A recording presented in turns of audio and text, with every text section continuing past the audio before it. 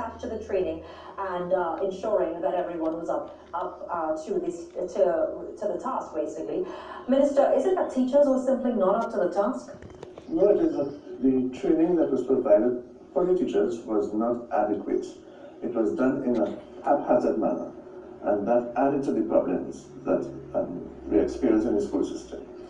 Mr. Keishran, I'm going to ask this question. You were part of the original implementation team, the team that formulated and came, because you've held senior positions since then.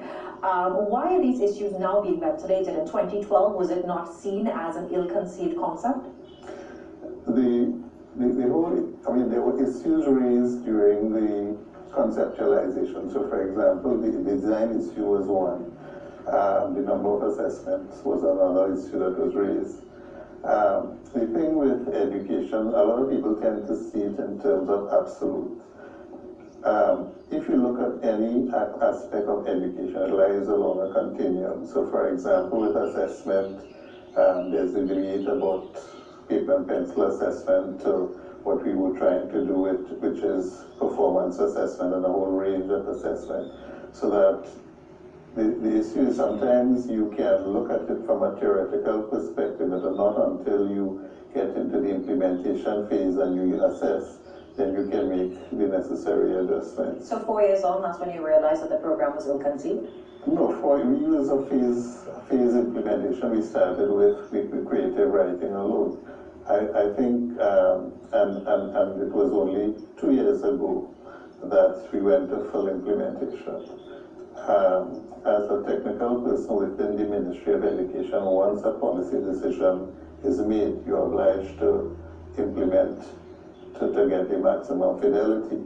But we also obliged to... Did you advise Minister Gopi Singh Minister Gopi Singh that there were problems with the program? We indicated that there were design issues that we needed to address. In fact, we phased implementation in terms of the number of subjects. One of the things that we suggested because of the concerns of the number of assessments. But as I said,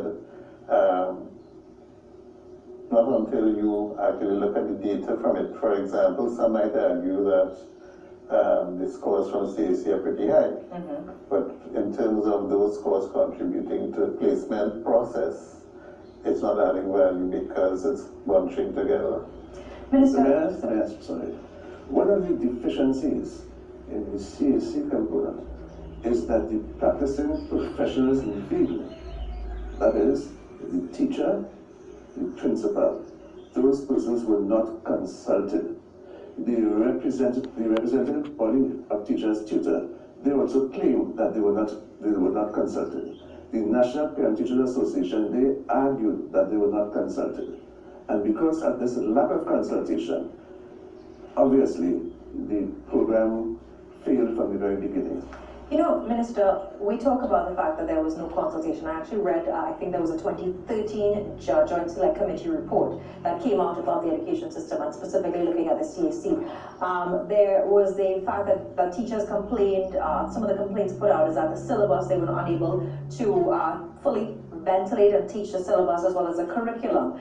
But also there's a perception that you need additional lessons, and there's a perception that teachers are not able to fulfill the requirements of even teaching the syllabus as it is. Is that true? Well, that was one of the concerns expressed by the teachers. Having to do a number of paperwork, having to correct the scripts of students, having to assess students in 8 subject areas in addition to mathematics and English language. These things really place an undue burden on the shoulders of the teachers. Also, when the students were concerned, the students felt stressed.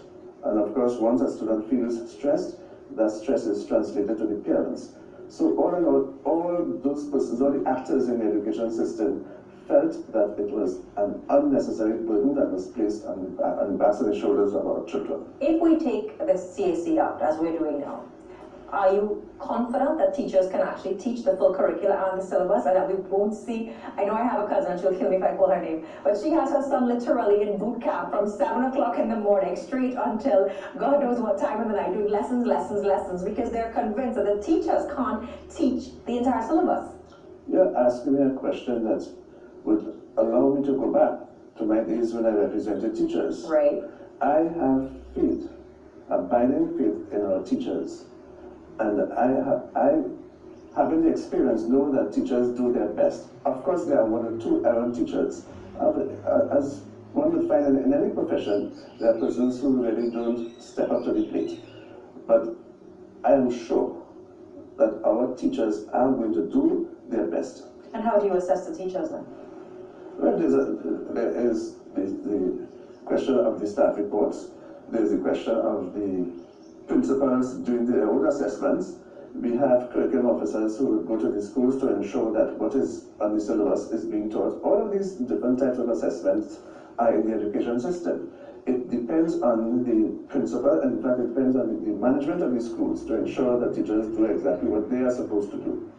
Now, at that particular sitting, Mr. John, let me ask you this question. At the Joint Select Committee, there were some issues raised about the marginalization of certain subject areas as it relates to the CAC. Was that also a concern that was expressed, or was that addressed before? I don't think the issue of marginalization of subjects came up. As a matter of fact, I think one of the concerns was that the number of subjects being assessed created that challenge in terms of time constraints for assessment as opposed to teaching and learning. Now, when we return, so we're now looking at the math, English, and the creative writing. There are some students who may be gifted in other areas, Minister. You know, there are students who may be superbly creative and may not, I'm excellent at writing. I hate math up to this day. Even when I was doing my MBA, I absolutely despise doing stats and finance. But there are students who are just not gifted in math and English, but can strive in other areas. Are we marginalizing these children? Are we running the risk that they will fall off the grid? No, I am of the firm view that every child has the ability to learn. Perhaps children learn at different rates. But as long as the teacher takes time to ensure that the syllabus is implemented and taught properly, we will not be marginalizing those children. We take a very quick break. When we come back, we'll have more for you. We'll look at other issues affecting the education sector, the future of the CAC, and the Minister has made it absolutely clear there is no zoning, and this is the last year for the CAC, and in terms of its use in the SEA examination. Stay with us.